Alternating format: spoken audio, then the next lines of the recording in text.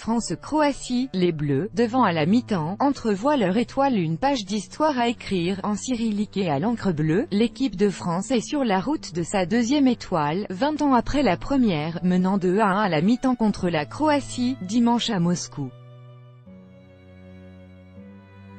Les Bleus ont souffert, mais Antoine Griezmann leur a fait beaucoup de bien. Son coup franc était dévié de la tête par Mario Mandzukic pour l'ouverture du score, 18e, avant son penalty pour reprendre l'avantage, 2-1, 38e, après une longue intervention de l'arbitrage assisté par vidéo, VAR, pour une main dans la surface.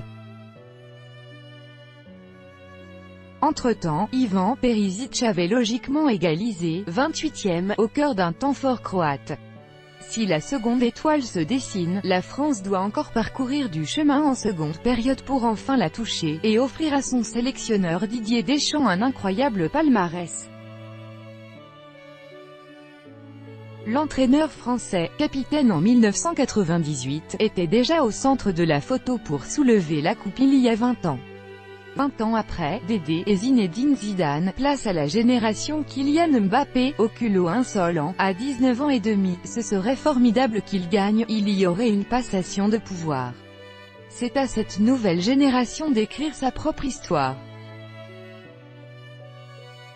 À eux de rendre la France très fière, lance à l'AFP le champion du monde 1998 Robert Pires. Allez les Bleus, a encouragé l'ex-meneur des tricolores Michel Platini, qui a précisé à l'AFP « Je serai chez moi à Cassis avec toute ma famille et mes amis devant la télévision pour supporter Didier Deschamps et l'équipe de France ». La Croatie célèbre l'égalisation face à la France grâce au but d'Ivan Perisic en finale du mondial à Moscou, le 15 juillet 2018. Copyright AFP, Alexander Nmenov, hyper stressé, pressé ou confiant. Voici un panel de sentiments recueillis en France par les reporters de l'AFP alors que des millions de personnes attendent le coup d'envoi dans un mélange d'enthousiasme et de fébrilité. La fanzone sur le Champ de Mars près de la Tour Eiffel à Paris était pleine près de 3 heures avant le coup d'envoi, ce qui a occasionné un petit mouvement de foule. Selon un sondage IFOP pour le JDD, 84% des Français pensent que les Bleus vont décrocher leur deuxième étoile. Les joueurs, avec leur sac à dos, comme des écoliers, sont montés dans leur bus vers 14h40 française, et sont arrivés au stade Loujniki vers 15h30 française, réception à l'Elysée. Quoi qu'il arrive en finale, joueurs et encadrement des Bleus seront reçus lundi en fin d'après-midi à l'Elysée par Emmanuel Macron, a-t-on appris auprès de la présidence. Mais il y a d'abord un match à jouer. La France va devoir rivaliser avec les Croates et leur redoutable milieu de terrain Luka Modric et Ivan Rakitic, joueurs majeurs du Real Madrid et du FC Barcelone. Emmanuel Macron à Saint-Pétersbourg lors de la demi-finale du mondial entre la France et la Belgique le 18 juillet 2018. Copyright AFP, Giuseppe CACACE Deschamps a fait confiance à son 11 type pour déjouer le verrou des Balkans. Il a reconduit son attaque habituelle, avec Kylian Mbappé, Antoine Griezmann et Olivier Giroud, alors que la charnière Samuel Umtiti-Raphaël Varane sera chargée de veiller sur Mario Mandzukic et consorts.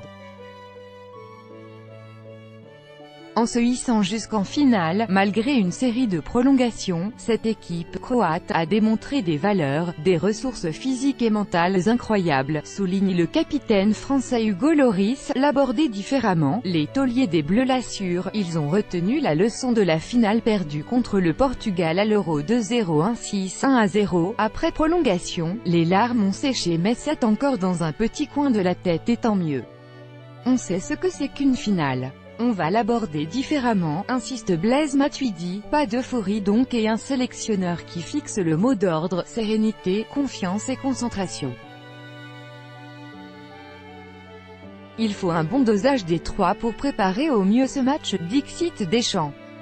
Le sélectionneur des Bleus Didier Deschamps en finale contre la Croatie au stade Loujniki, le 15 juillet 2018. Copyright AFP, Odd Andersen. Le technicien de 49 ans peut devenir le troisième homme de l'histoire du foot à remporter la Coupe du Monde comme joueur puis comme sélectionneur, après le Brésilien Mario Zagallo et l'Allemand Franz Beckenbauer.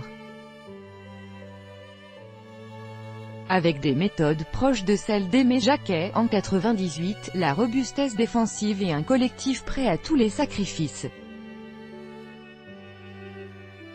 On est dans la même physionomie de jeu, on ne pratique pas un beau football mais à l'arrivée, on gagne, comme en 1998, estime Robert Pires.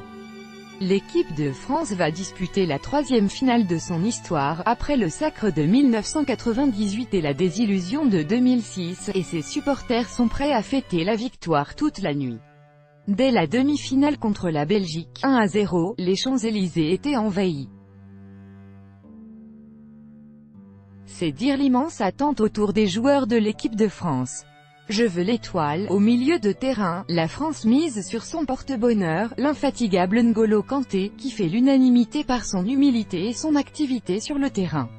Les cadres ont aussi répondu présent.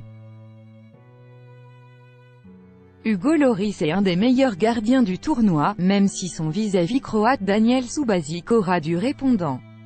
Le défenseur Raphaël Varane est impérial, Pogba se met au service du collectif, comme Antoine Griezmann, moins étincelant qu'à l'Euro mais décisif à plusieurs reprises. Mondial de 0-1-8, finale France-Croatie. Copyright AFP, source en AFP, je veux l'étoiler, si j'ai l'étoile, je m'en fous du style de jeu, assume Griezmann.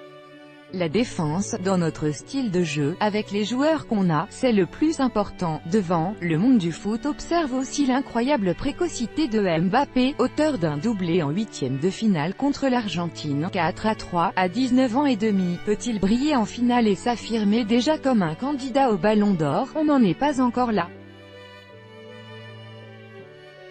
Il y a d'abord cette grande finale contre la Croatie, qui atteint pour la première fois de son histoire ce stade de la compétition.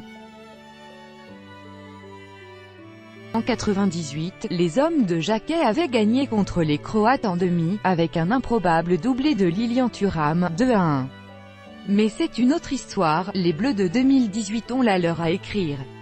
Tout droit de reproduction et de représentation réservé, copyright 2018, Agence France Presse.